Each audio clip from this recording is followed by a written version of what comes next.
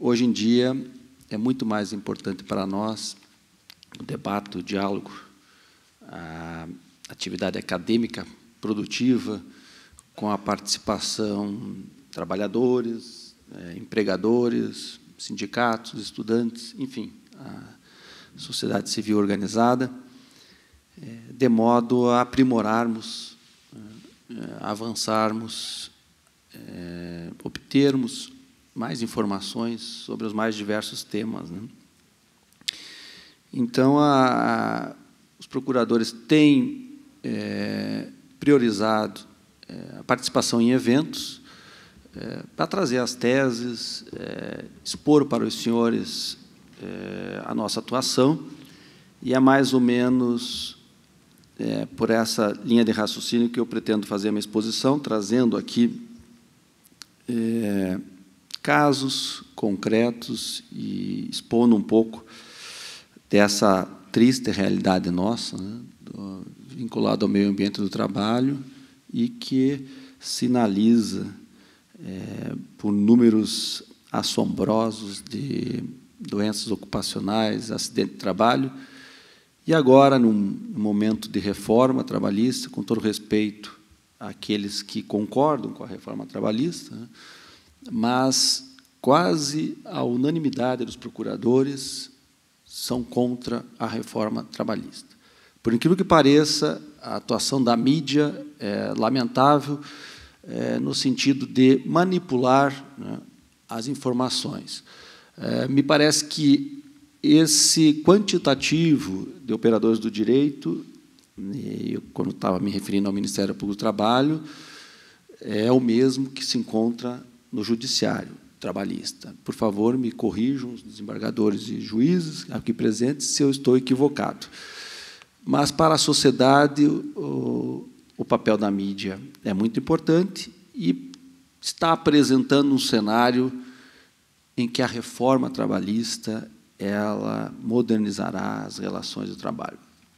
Acrescento de antemão que não sou contra a reforma trabalhista, sou contra do jeito que ela foi feita, de forma assodada, sem ouvirem. Às vezes convidavam o Procurador-Geral do Trabalho, né, uma vez ou outra, mas nós não participamos, nós não damos o aval para uma vírgula da reforma, do texto da reforma. Isso que deixa bem claro.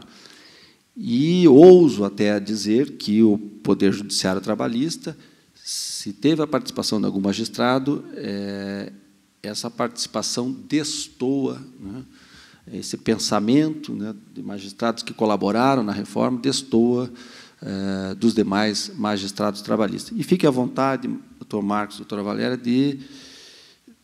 de me corrigir se eu tiver equivocado, porque o meu compromisso aqui é com a verdade perante os senhores.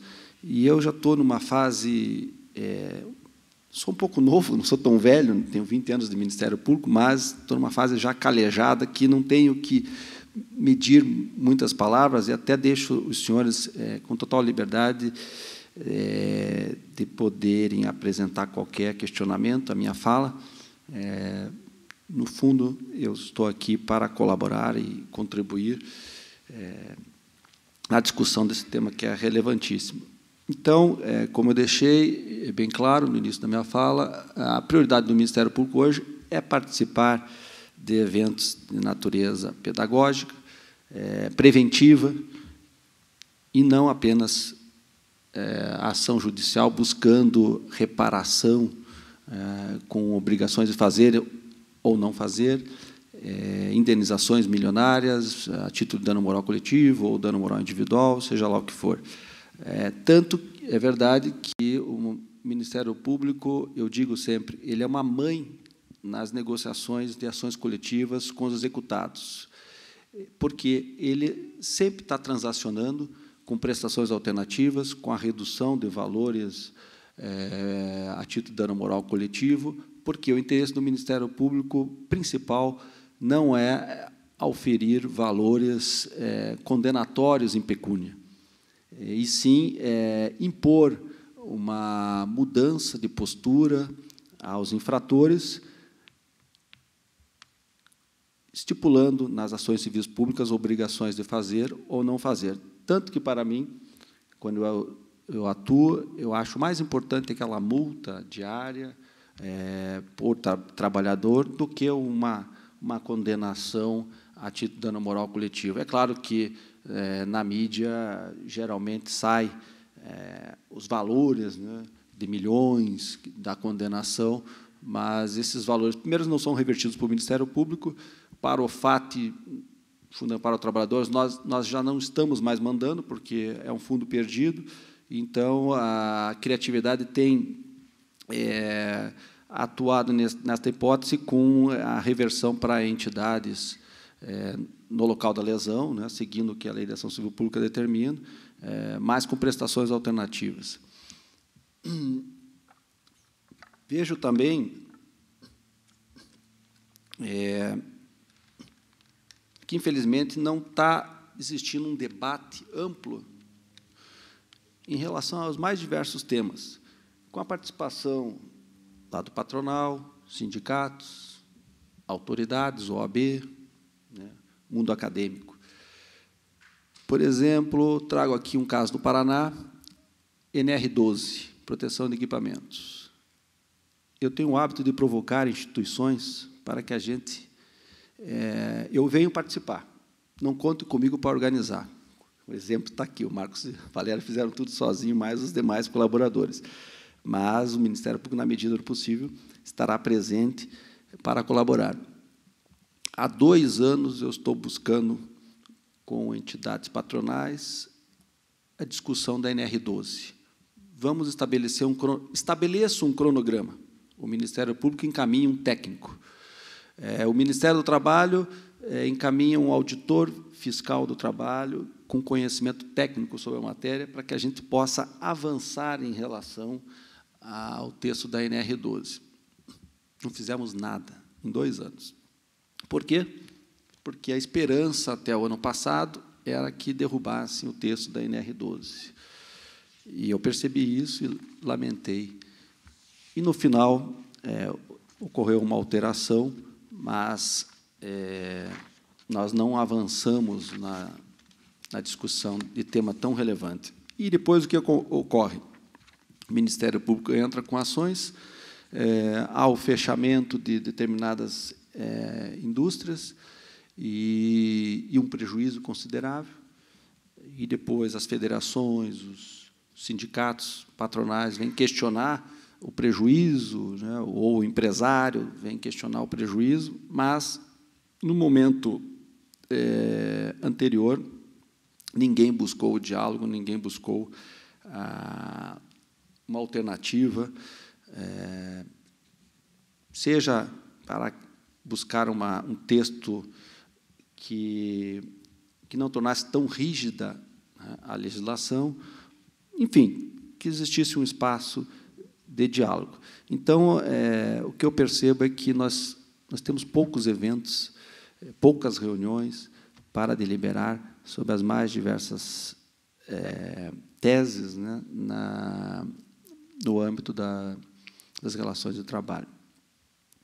Por outro lado, vejo, na minha exposição aqui, 2 tópicos fundamentais quanto à realidade dos contratos de trabalho. Primeiro, carga tributária. Hoje em dia, o empregador não se furta a registrar uma TPS, formalizar um contrato de trabalho. O grande questionamento dele são os custos operacionais para tanto, né? Se nós não tivéssemos uma carga tributária tão excessiva, certamente que não teria qualquer questionamento, qualquer reclamação quanto ao mero registro em CTPS. Mas esse é um ponto só que eu faço o registro, porque, no nosso país, tudo deságua na carga tributária, né? Inclusive essa questão da formalização dos contratos de trabalho. Mas um tema que eu gostaria de abordar aqui, que eu acho de fundamental importância, diz respeito à forma de remuneração de trabalhadores, a famosa produtividade para algumas atividades.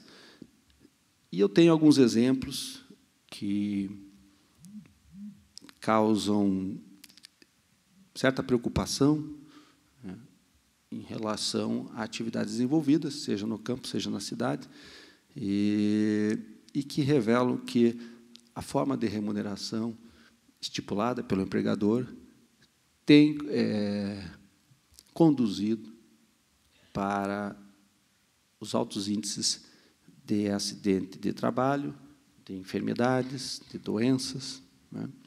Cito, para início de exemplo, o setor sucroalcooleiro, em que um boia-fria, um cortador de cana, nas últimas décadas, tem aumentado a sua produtividade, mas a um custo muito caro para o Estado, tendo em vista os afastamentos, né, decorrentes de lesão, de adoecimento, seja pelos raios solares, mas principalmente pela atividade e efeitos repetitivos que causam um desgaste físico considerável. Não sei se os senhores sabem, um cortador de cana corta por dia, cortava na década passada 8 toneladas dia, hoje já passou de 12, 15, alguns conseguem mais de 20 toneladas por dia. E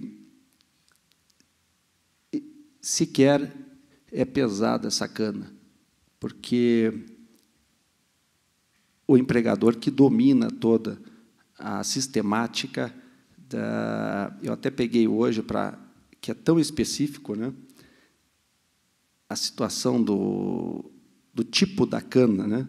Então, nós temos a tonelagem por hectare e também de acordo com a cana, se a cana está em pé, se ela está deitada, se ela é queimada.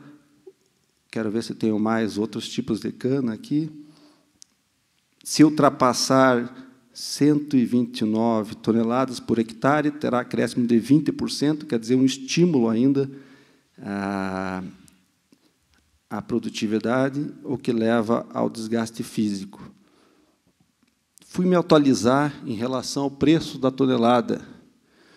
Quem não é de Curitiba não deve conhecer um termo que nós usamos, um termo até novo, pelo menos eu não conhecia, que é o que chamo de piá de prédio, que é quem não tem o conhecimento da realidade do campo, né?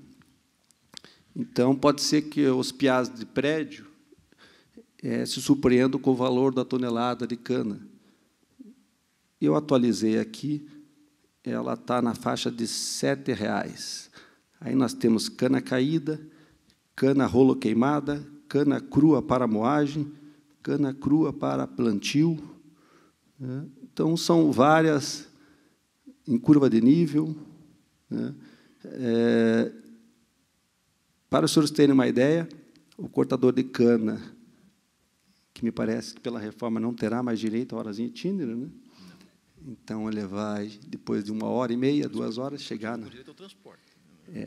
Eu vi uma vez em algum tribunal, né, para não citar o tribunal, um desembargador que mencionou: o trabalhador ele mora muito longe do campo.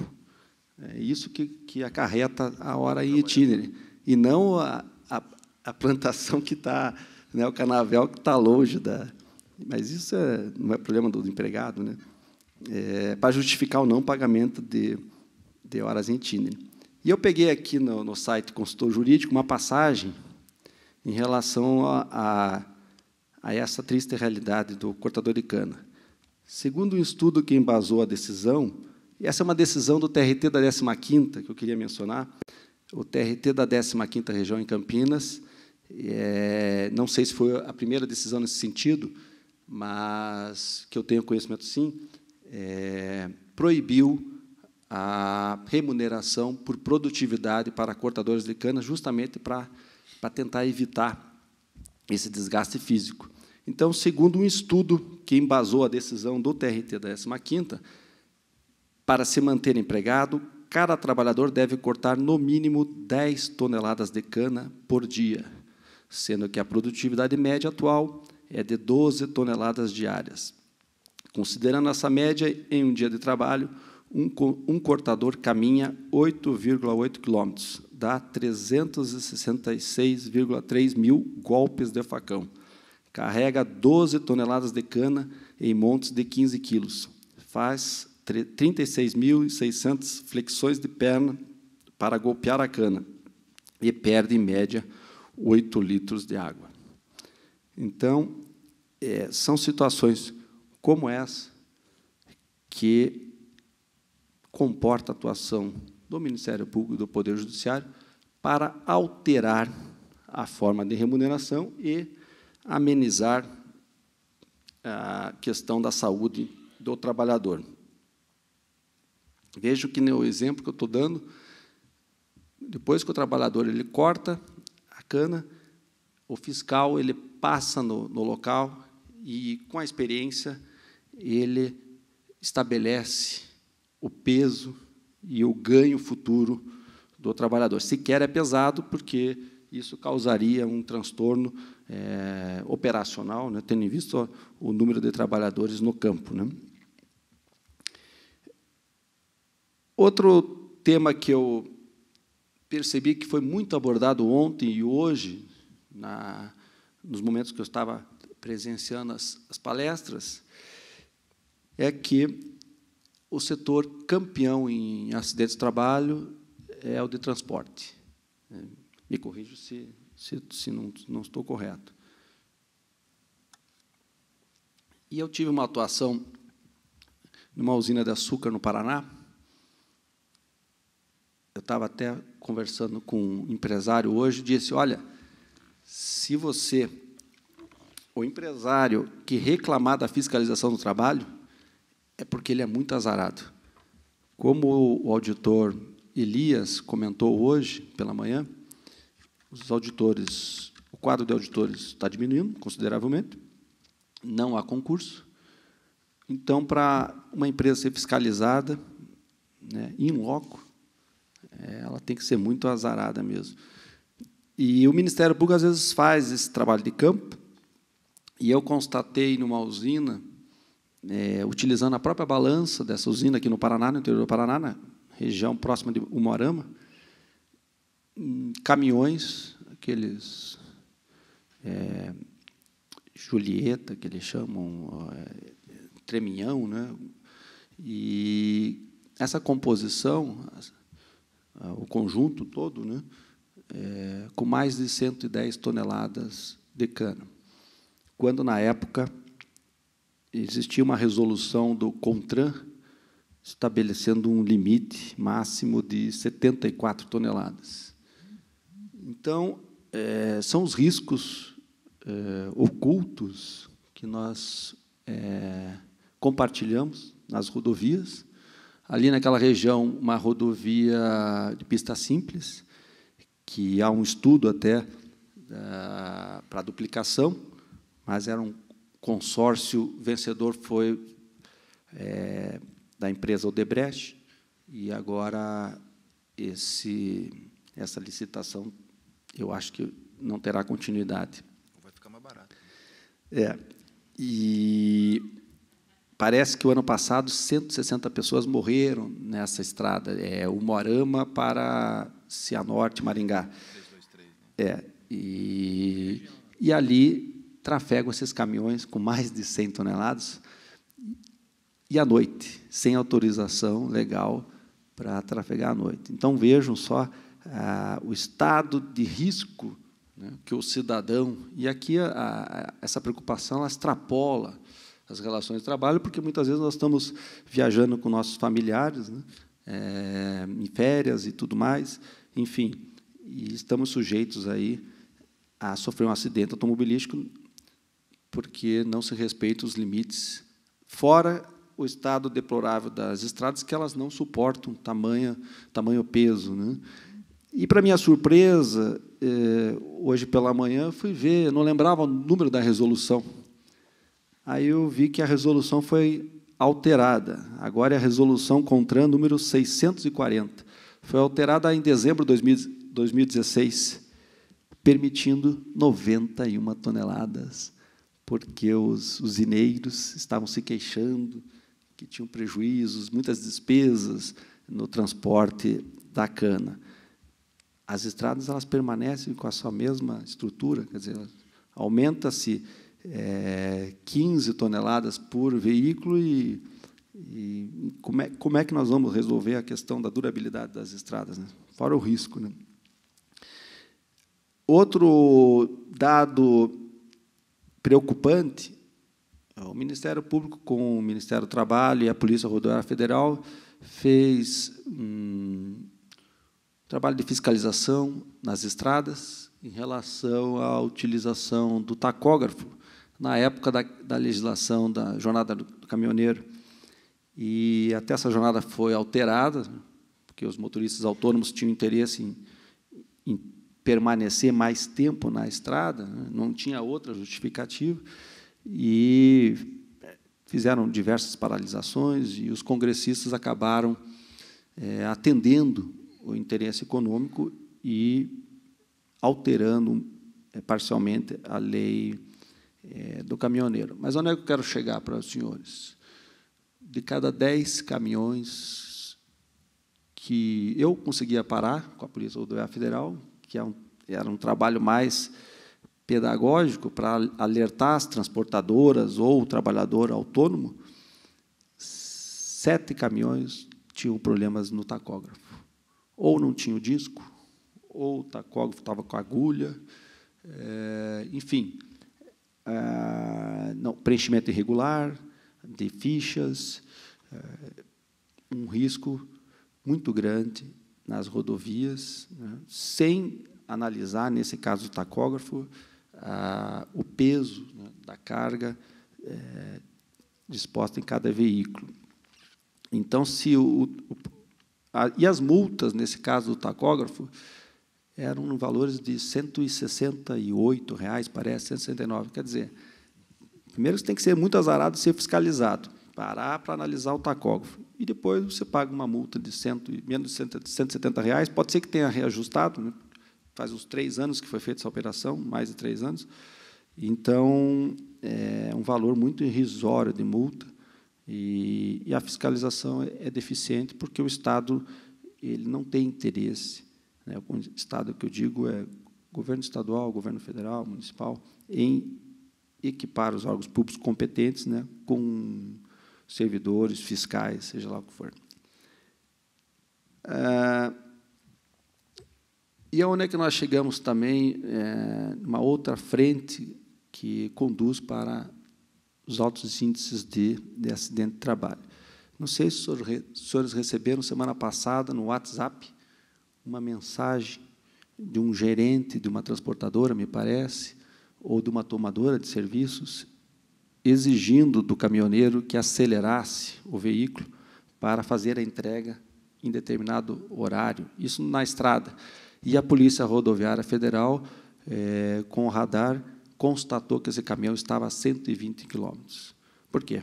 Porque ele tinha uma produtividade a ser atingida e necessitava atender, né, aquele pedido, porque senão poderia ser preterido num outro serviço ou poderia sofrer alguma penalidade.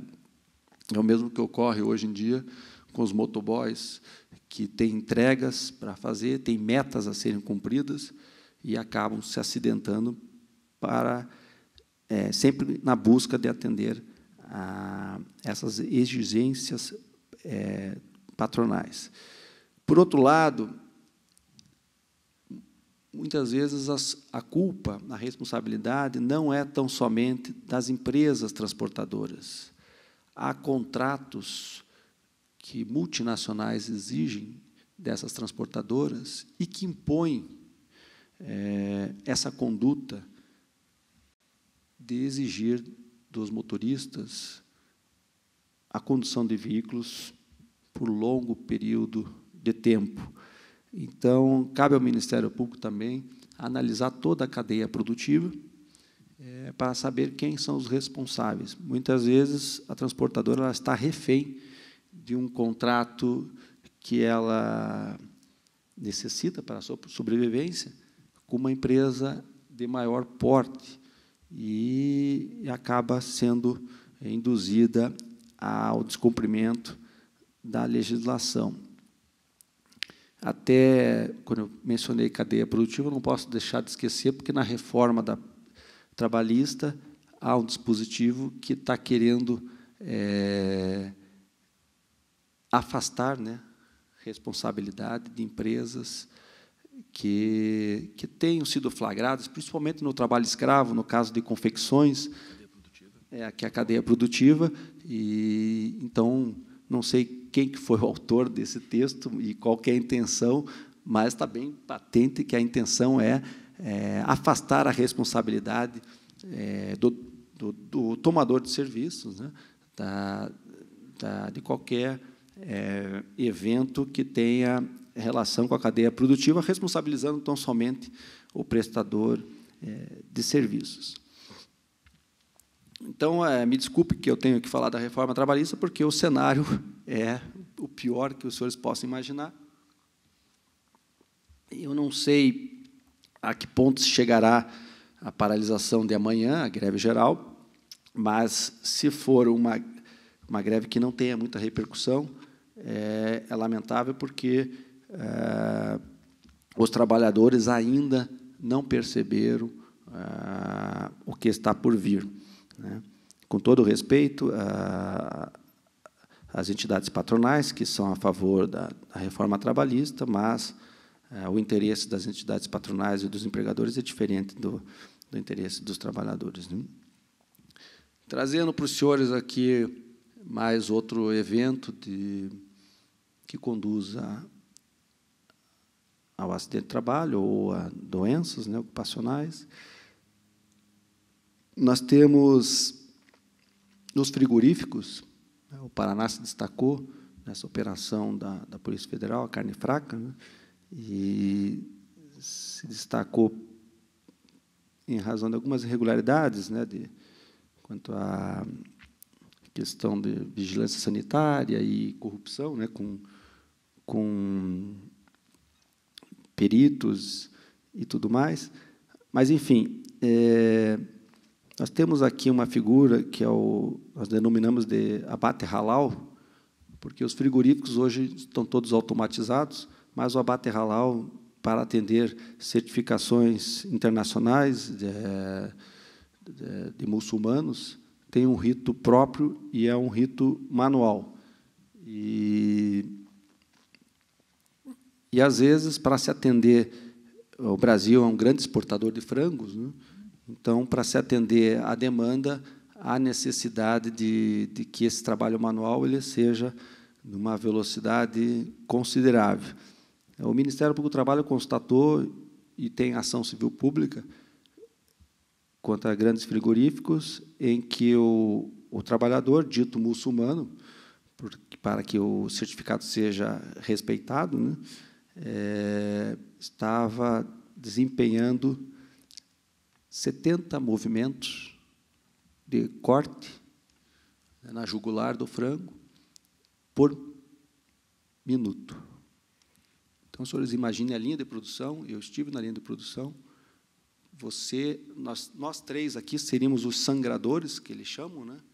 E, quando passam, eu deixo o primeiro frango para o doutor Marcos, o do meio é meu, e o outro da doutora Valéria. Então, vai passando nessa velocidade, né, 70 frangos por minuto. Imagine como uma pessoa vai dormir, né, numa velocidade, né? E a posição, eu que sou alto ainda, a posição na bancada, ela é terrível, né, para a região lombar. E, claro que tem lá um intervalo de 1 hora, tal, mas é uma prática, um efeito repetitivo, ainda mais na baixa temperatura, né? Então, eu vejo que no ambiente de frigoríficos tem essa peculiaridade da temperatura que, com o tempo, ela vai trazendo malefícios ao ser humano que são são sentidos depois, né, com mais idade. Outro exemplo que eu trouxe para os senhores, pode ser que alguns dos senhores conheçam ou não, mas é um exemplo até engraçado, porque ele destoa da tecnologia utilizada no controle de composições ferroviárias. O maquinista, hoje, então, quando ele desce a Serra do Mar, era a LL, agora é a Rumo, né, que é a empresa responsável. Ela tem vários dispositivos de segurança para essas máquinas, as composições. Então, tem que eles chamam de cerca elétrica. Então, eles têm aqui na Vila Oficinas um painel, e, para aqueles que conhecem aquele brinquedo, o ferrorama, né, então, seria uma espécie de um ferrorama que aparece ali, e na central há pessoas, operadores, que eles podem dar um comando até, dependendo da velocidade que fuja dos padrões de controle da empresa, ela pode determinar a paralisação, né, a diminuição de velocidade dessa máquina. Além de rádio, outros, antena na composição, há todo um aparato, né, eletrônico de controle do trem. E, ao mesmo tempo, há a figura de um homem morto. Alguém conhece o que é o homem morto para o maquinista? Conhece? Então, tem uma pessoa aqui que conhece. Se você puder me ajudar em relação ao tempo do homem morto, o homem morto, o que é? Ele é como se fosse um pedal de acelerador, e o maquinista, a cada 20 segundos, eu não sei se são 20 ou 30 segundos, ele tem que dar uma bombada nesse pedal para que a central saiba que ele não está dormindo. Se quiserem, a partir de agora, a cada 20 segundos, darem uma pedalada aí vocês, à noite, vocês vão ver se vocês vão dormir, né, ou vão dormir com dor muscular, ou vão ter espasmos musculares, né, toda a noite, né, porque não faz sentido isso. E eu não sei por que a empresa não elimina isso. Fique à vontade.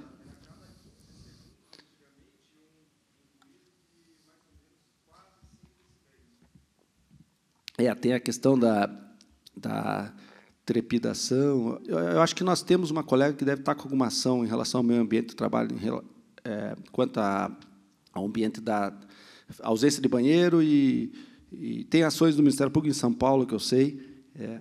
Eu tenho uma ação em relação ao auxiliar de maquinista, né, que é a monocondução.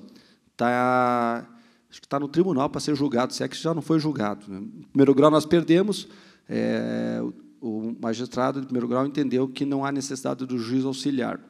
Eu, na verdade, estou questionando só o laudo técnico, né, não quero entrar no mérito se há necessidade do auxiliar de maquinista ou não.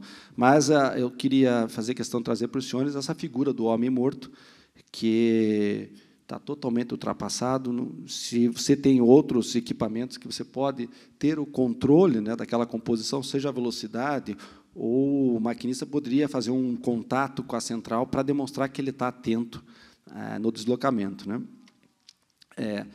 Outro assunto que perturba o Ministério Público diz respeito à jornada de 12 por 36. Percebi que o relator da reforma trabalhista, o deputado Rogério Maia, ele deu como exemplo uma prática corriqueira já, né? Por isso que é perigoso quando se inicia, né, com uma prática, e o Judiciário e o Ministério Público são permissivos a qualquer prática, e depois ela é considerada como um costume, como um hábito, e é legitimada tão somente em razão disso. Eu sou contra a jornada 12 por 36, principalmente em hospitais. E o relator da reforma trabalhista, ele citou como exemplo, ele poderia citar qualquer ambiente de trabalho, menos o ambiente hospitalar. Trata-se de vidas, e nós temos conhecimento que o risco de um acidente, tanto um acidente de trabalho como ao paciente, é muito maior depois de 10 horas de intensa atividade, imagine num pronto-socorro, né, um ambiente de muita tensão, né? Então, após 10 horas, o risco é muito grande para o paciente, principalmente, e adotou-se a jornada de 12 por 36. O que acontece na prática? O trabalhador, nas 36 horas de folga, trabalha para outro hospital, né? Então, se nos hospitais pode, por que não pode em outra atividade? É o que defende o nobre deputado, né? Eu acho temerário, acho que, se fosse uma atividade que não exigisse tanto esforço físico, atenção, até poderia se admitir a jornada 12 por 36, mas o que está se fazendo agora é generalizar, né, a sua utilização, e a jornada 12 por 36 está sendo prestigiada por quê? Porque o trabalhador ele recebe uma baixa remuneração e quer compensar essa baixa remuneração com mais um emprego. Me parece que os operadores de raio-x, que têm uma limitação de carga horária, né, pequena, têm 2 ou 3 empregos. Eu não sei qual que será o destino dessas pessoas em termos de saúde, né, se não tiverem a proteção devida na sua atividade corriqueira, né? Já finalizando, o Ministério Público, então, na esfera judicial, ele utiliza sua principal ferramenta, a ação civil pública. Anteriormente, se comportar uma atuação no âmbito administrativo, propõe a assinatura de termo de ajustamento de conduta, daqueles casos em que é noticiado o acidente do trabalho, e é óbvio que, se o empregador ele concorda com a assinatura do termo de ajustamento de conduta, se estabelece um texto. Eu até permito aos advogados de empregadores que participem da confecção, da redação do termo de ajustamento de conduta, e é claro que, chegando na hora das multas, das indenizações, aí eu arbitro o valor que entendo condizente com a lesão e com cada caso concreto, né? Então, há no âmbito administrativo essa opção, né? Aqueles que não atuam na Justiça do Trabalho saibam que o Ministério Público, quase sempre, por que quase sempre? Dependendo da gravidade do evento, ele já ajuiza a ação civil pública direto, mas, quase na sua totalidade, instala-se o inquérito, chama, né, o causador ou responsável para a assinatura do termo da justa conduta, faz-se uma proposta de assinatura, a empresa não é obrigada a assinar, assina se quiser fazer essa composição para evitar o ajuizamento de uma ação civil pública. Não aceitando a proposta do Ministério Público, ajuiza-se a ação civil pública, geralmente com obrigações de fazer e não fazer, atendendo, como eu disse, cada caso concreto, estabelecendo multas diárias ou por trabalhador, ou depende de cada procurador oficiante, estabelecer a tutela inibitória, que eu digo, né, que é a mais importante, e, na parte final, o dano moral, seja individual, seja coletivo, também com arbitramento do procurador oficiante, e o judiciário irá analisar as provas e acolherá ou não a pretensão ministerial. Hoje em dia, também, o Ministério Público está oficiando o INSS, as ações regressivas, elas estão ocorrendo também, naqueles casos em que resta comprovada, né, uma atuação dolosa ou por culpa de empregadores, se busca, então, ressarcimento, né, ao órgão previdenciário, né, pelo causador do dano. Enfim, a minha intenção era fazer uma breve exposição aqui, trazer para os senhores essas práticas que eu entendo mais relevantes. Existem tantas outras, né, em termos de meio ambiente do trabalho, que possam ocasionar acidente de trabalho, e fico à disposição dos senhores para o debate, para a discussão, para o aprimoramento aí do nosso conhecimento em relação ao tema. Muito obrigado.